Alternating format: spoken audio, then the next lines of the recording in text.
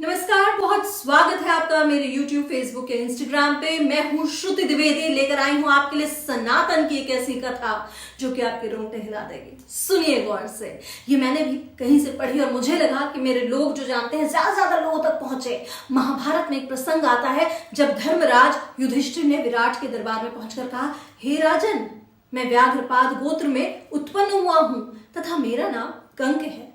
मैं द्यूत विद्या में निपुण हूं। आपके पास आपकी सेवा की कामना लेकर उपस्थित हुआ हूं। द्यूत, जुआ यानी वह खेल जिसमें धर्मराज अपना सर्वस्व हार बैठे थे। कंक बनकर वही खेल वह राजा विराट को सिखाने लगे। जिस बाहुबली के लिए रसोइये दिन रात भोजन परोसते रहते थे, वह भीम वल्लभ का भेष धारण कर स्वयं रसोइया बन गया। सोचिए, सोचने वाली बात है। नकुल और सहदेव पशुओं की देखरेख करने लग गए। दासियों से घिरी रहने वाली महारानी द्रौपदी स्वयं एक दासी सैरंध्री बन गई।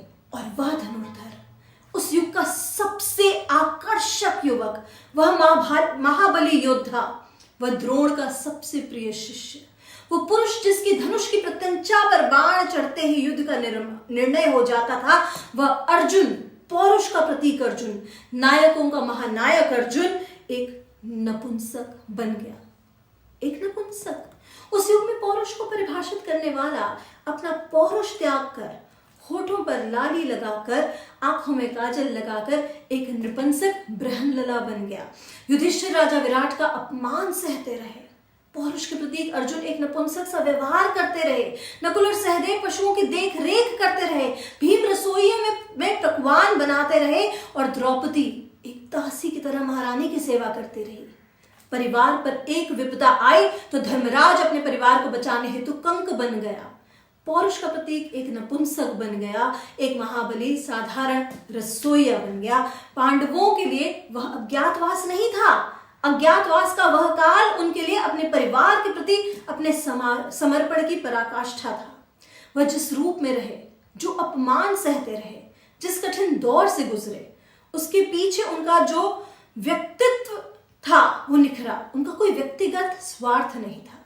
अज्ञातवास का वह काल परिस्थितियों को देखते हुए परिस्थितियों के अनुरूप ढल जाने का काल था। आज भी इस धरती में अज्ञातवास जी रहे न जाने कितने महायोद्धा दिखाई देते हैं। कोई धन्ना सेठ की नौकरी करते हुए उसे बेवजह गाली खा रहा है क्योंकि उसे अपनी बिटिया की स्कूल की फीस भरनी है। बेटी के ब्याह के लिए पैसे इकट्ठे करता बाप एक सेल्समैन बनकर धक्के खाकर सामान बेचता दिखाई दे रहा है।